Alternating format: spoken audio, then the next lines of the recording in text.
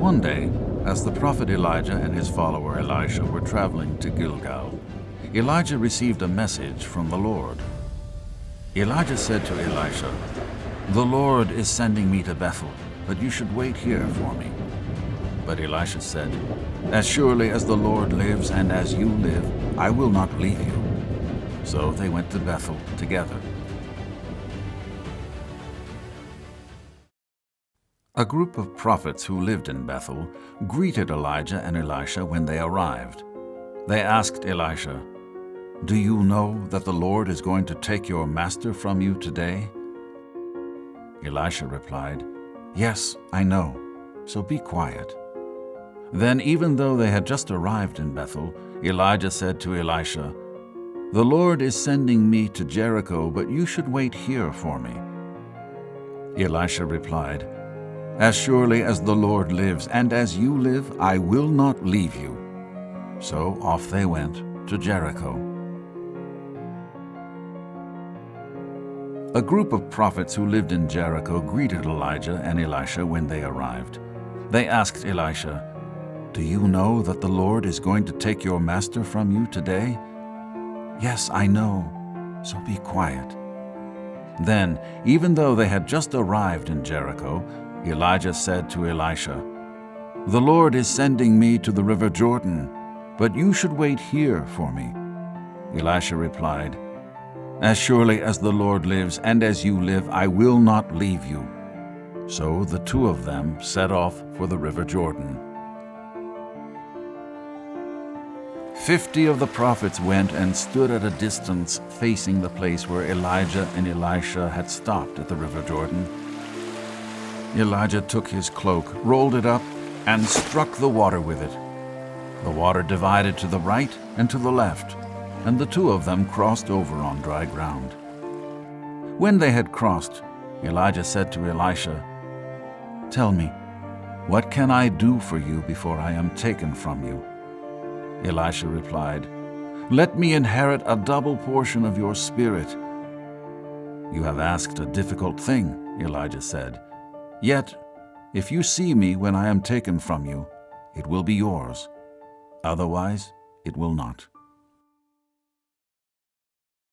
Elijah and Elisha continued walking along the bank of the river Jordan when, all of a sudden, a chariot and horses engulfed in a ball of flame appeared and separated the two of them, taking Elijah with it and leaving Elisha behind.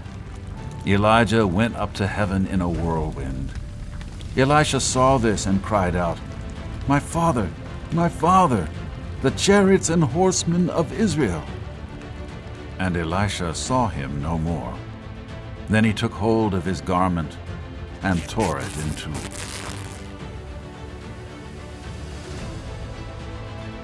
Elisha saw that Elijah's cloak had fallen from him when he was taken to heaven. Elisha picked it up and went back to the bank of the river Jordan. He took the cloak, rolled it up, and struck the water with it. "Where now is the Lord, the God of Elijah?" he asked. When he struck the water, it divided to the right and to the left, and he crossed over.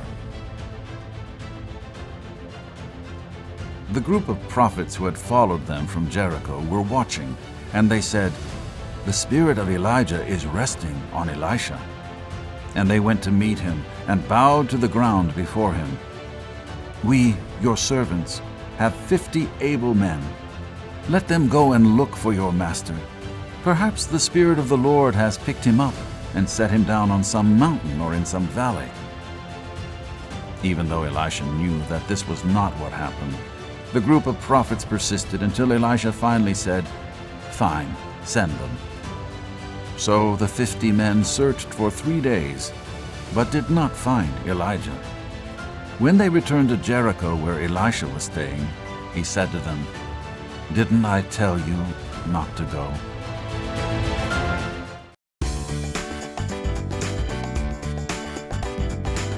Looks like Zoe isn't here yet. You know what that means. Yep, extra game time. Now I can finally beat you. What? Breaking news! It looks like there's a heavy storm moving in.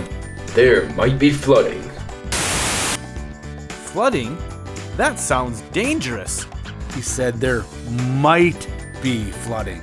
Let's play one more round. You're going down. Yes! I'm about to win again. Come on! We have an update. There will be flooding. Nana, we have to get out of here while we still can. Nah, we still have time. Let's just do one more round and then we'll go. Oh, okay. But let's make it fast. I wouldn't want to get stuck on the roof calling for help. Help!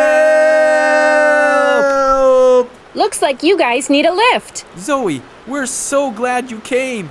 We're saved.